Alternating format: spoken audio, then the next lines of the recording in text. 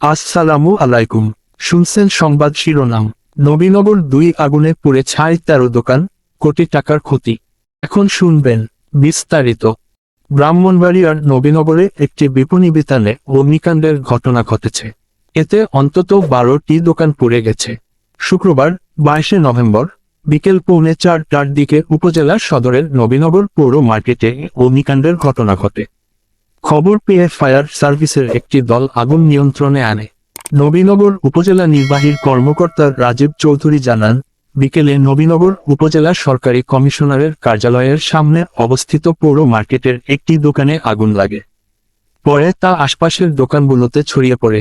পরে খবর পেয়ে ফায়ার সার্ভিসের একটি দল ঘটনাস্থলে গিয়ে আগুন নিয়ন্ত্রণে আনে।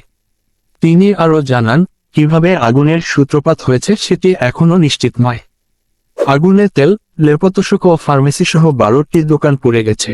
অপরদিকে ব্রাহ্মণবাড়িয়া সদর উপজেলার শহীদপুর বাজারে একটি দোকানে আগুন লেগে প্রায় ১ কোটি টাকার ক্ষয়ক্ষতি হয়েছে। ২২শে নভেম্বর দিবাগত রাত আনুমানিক ১টার সময় ব্রাহ্মণবাড়িয়া সদর উপজেলার শহীদপুর বাজারের জিলানি ক্রোকারিজ নামে একটি দোকানে সারকৃত থেকে আগুন লেগে দোকান ঘরসহ সকল মালামাল পুড়ে ছাই হয়ে যায়। এতে প্রায় ১ কোটি টাকার ক্ষয়ক্ষতি হয়েছে। আগুন লাগার খবর পেয়ে এলাকাবাসী ফায়ার সার্ভিসকে খবর দিলে তারা এসে প্রায় আধ ঘন্টা সময় ব্যাপী আগুন নিভানোর কাজ করার পর আগুন নিভাতে সক্ষম হয়। এলাকাবাসীর সূত্রে জানা যায়, শহীদপুর বাজারের রাত আনুমানিক ১টার দিকে আগুন লাগার খবর পেয়ে ফায়ার সার্ভিসকে খবর দেওয়া হয়। প্রায় আধ ঘন্টা আগুন নিভানোর চেষ্টার পর ফায়ার সার্ভিসের সদস্যরা আগুন নিভাতে সক্ষম হয়।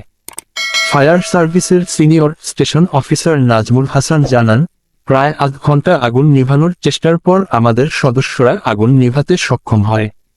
শর্ট সার্কেল সারকৃত থেকে আগুন লেগেছে বলে ধারণা করে হচ্ছে। এতে দোকান ঘরসহ দোকানের সকল মালামালের সম্পূর্ণ ক্ষয়ক্ষতি হয়েছে। প্রায় ১ কোটি টাকার মতো ক্ষতি সাধন হয়েছে বলে ধারণা করা হয়। ব্রাহ্মণবাড়িয়া 24.নিউজ।